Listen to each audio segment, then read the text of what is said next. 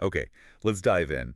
Have you ever been like sitting there trying to look totally professional, maybe in a meeting, and your eyelid just starts twitching, like a tiny relentless rave happening right on your Oh face? yeah, that's a classic. Or maybe, you're jolted awake at 3 a.m. by a leg cramp that feels like your calf muscle suddenly decided to become a rock. Seriously, you think, should I call someone? Right. Intense. Well, if any of that sounds familiar, the twitch, the cramp, maybe just that low-level buzz of anxiety you can't shake, Yeah. or insomnia that just laughs at your attempts to sleep, Hmm. we're going to talk about the one mineral that's probably behind it all. Magnesium. Exactly. Magnesium. It's like the invisible superhero of your entire body. It really is. It's a cofactor, right? Mandatory for what, over 300 biochemical reactions? Yeah, hundreds. It's basically the chief operating officer for everything. Your blood pressure, your heart rhythm, think AFib right down to just how much energy you actually feel. It touches almost everything. But here's the crazy part, and this is probably why almost everyone is low on it. This mineral, it plays hard to get. Totally. Only about 1%, just Yeah. one, hangs out in your blood where doctors usually look. Hmm. The other 99%, it's hiding. It's inside your cells, tucked away in your bones, your organs. Exactly. And that's the crux of the first big mistake people encounter. You go to your doctor, you get the standard blood test, the serum magnesium test. Right, the easy one. Yeah, and it's basically like looking for one specific grain of sand on a mile-long beach and then concluding, nope, no sand here. Huh. Okay, good analogy. Because almost all of it is intracellular. So that standard test, it tells you next to nothing about your actual magnesium status. People walk away thinking, oh, I'm fine. But they could be seriously deficient inside their cells where it counts. It's like a perfect chemical conspiracy. Pretty much. So, okay, it's the most important mineral and we need it everywhere, but it's basically untraceable with the usual methods. So, Why are we all running on empty then if it's so critical? Well, it's not just about not getting enough, though that's part of it. There are things actively like blocking it or stealing it. stealing it. Okay, I'm listening. So the first major barrier, the first thief, if you will, is its relationship with vitamin D. Vitamin D always comes up. Always. Magnesium absorption fundamentally depends on having enough vitamin D. If you're low in D, and so many people are, your body just can't properly absorb and use magnesium, they're like partners in crime. Tied at the hip. Exactly. One sits on the bench, the other one does too. Okay, and this brings us to, well, what feels like a bit of a joke sometimes. Those tiny vitamin D doses, often recommended, like 600 IU, maybe 1,000 IU. Oh yeah, the standard recommendation. If you're actually deficient, bringing 1,000 IU to the fight is like bringing a water pistol to a 5-alarm fire. It's just not going to cut it. Not even close. We're seeing more and more that many people probably need at least 10,000 IUs a day just for maintenance, and way more if they're really trying to correct a deep deficiency. 10,000. Wow. You really need to flood the system sometimes, to give that magnesium a fighting chance to actually get absorbed and do its hundreds of jobs. Okay, so step one, Mhm. don't be D deficient. Got it. What's the next barrier? The next one is stomach acid, or rather low stomach acid. Low stomach acid. Hmm. I thought heartburn meant too much acid. That's what all the commercials tell me, right? Yeah, Take this, block the acid. that's the common belief, but it's often completely backwards, especially for nutrient absorption. You need a really acidic environment in your stomach to properly break down minerals, especially magnesium. Okay, explain that. Think of it like trying to dissolve a jawbreaker in a glass of lukewarm water. It's just not going to happen easily, right? Right, needs heat or Yeah. acid. Exactly. You need that strong acid to sort of liberate the magnesium, make it available. So things like indigestion, bloating, even that heartburn you mentioned. Often those are signs you actually need more acid, not less, to digest properly and absorb things like magnesium. Wow, okay, mine's slightly blown. So the antacids could actually be making the magnesium problem worse. They absolutely can, long term. It's a huge factor. And tied into digestion, another big blocker is insulin. The blood sugar connection. Yep.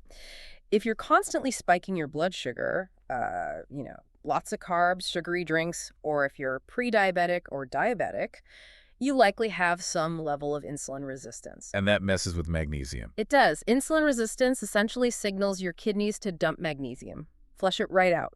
So even if you're taking it in, your body doesn't hold on to it. So high sugar literally drains your magnesium tank. Great. Pretty much. And then there's the calcium balance. Right, calcium. We hear drink milk for strong bones, but But we need balance. Too much calcium without enough magnesium is a recipe for problems. Calcium makes muscles contract. Like cramps. Exactly. Cramps, high blood pressure, even heart arrhythmias, those irregular heartbeats. Magnesium is the natural relaxer. It tells calcium, okay, buddy, calm down now. It controls that whole contraction-relaxation cycle. Too much contraction, not enough relaxation. Things get tight. Okay, so vitamin D, stomach acid, insulin, calcium balance. Those are the big absorption blockers. What about the things we do every day that just deplete it? The lifestyle stuff. Oh, yeah. The depletion list is pretty long, too. I bet. Kick it off. Okay. Smoking and alcohol are big ones. Yeah. They interfere with absorption and just generally deplete minerals. Okay, standard culprits. Sodas, especially the dark ones, loaded with phosphoric acid. That acid binds to magnesium in your gut and makes it unusable. Poof, gone. So my diet soda isn't helping. Likely not on the magnesium front, no. Then, of course, all the refined sugars, starches, junk food, that ties back to the insulin issue we just talked about. Constant depletion. Makes sense. Medications. This is a really big blocker. Which ones?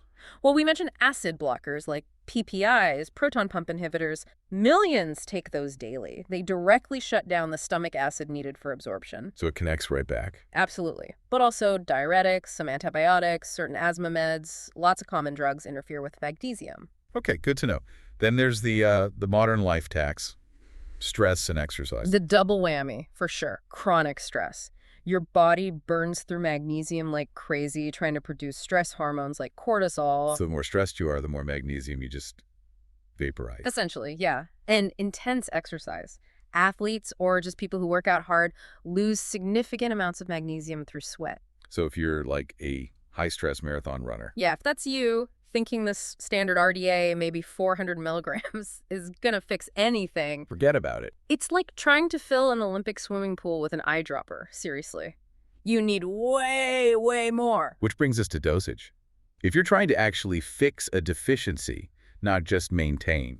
Therapeutic doses often need to be much higher. We're talking 800 milligrams, maybe 1,200, sometimes even up to 1,600 milligrams per day, especially if you're dealing with something specific like arrhythmias or severe cramps. You need enough to overcome those barriers and start replenishing the cells. Okay, that's a lot more than you see on most bottles. So if you need that much and you walk into a health store, there are like 20 kinds. Oxide, citrate, malat, glycinate. Doesn't matter. Is there a secret weapon? Oh, it absolutely matters. Different forms have vastly different absorption rates. Magnesium oxide, for example, is common, but it's poorly absorbed, mostly just causes digestive upset. Right, the laxative effect. Exactly. The form that consistently gets pointed to for high absorption and effectiveness is magnesium glycinate. Glycinate. Why that one? It's chelated, meaning the magnesium is bound to the amino acid glycine. This protects it through the digestive tract and allows for much better absorption. Some studies suggest up to 80%. 80%, wow. Compared to oxide, which is like... Maybe 4% on a good day. Okay, huge difference. Plus, the glycine itself has a calming effect on the nervous system, so it's great for helping with sleep, anxiety, that kind of thing. 2 birds, 1 stone. Nice. Okay, so glycinate is the go-to for supplements. Yeah. What about food? Can we eat our way out of this? You can certainly help. But fixing a deep deficiency with food alone is tough because our soil is depleted and modern diets, well, you know. But the best sources are leafy greens, spinach, kale, Swiss chard. Got it. Eat your greens. Pumpkin seeds are fantastic, some nuts like almonds and cashews, and the good news, Please be chocolate. dark chocolate, but the really dark kind, high cacao content, low sugar, or ideally sugar-free. Okay, I can work with that. Leafy greens, pumpkin seeds, dark chocolate, noted. Good additions, definitely. All right, so we know why we're deficient, what blocks it, what drains it, and the best form to take. Yeah. Now, the final piece, the ultimate oversight, the last big mistake people make. Yes. And this one is maybe the most common reason people fail. They quit too soon. Exactly. They expect magic. They take magnesium for a week, maybe 2, don't feel like a superhero and think, well, that didn't work. Been there. Right. But biochemistry doesn't work like that. It likely took years, maybe decades, to get that deficient intracellularly. It's going to take time to rebuild those stores. So what kind of time frames are we actually talking about? Be honest. Okay, real talk.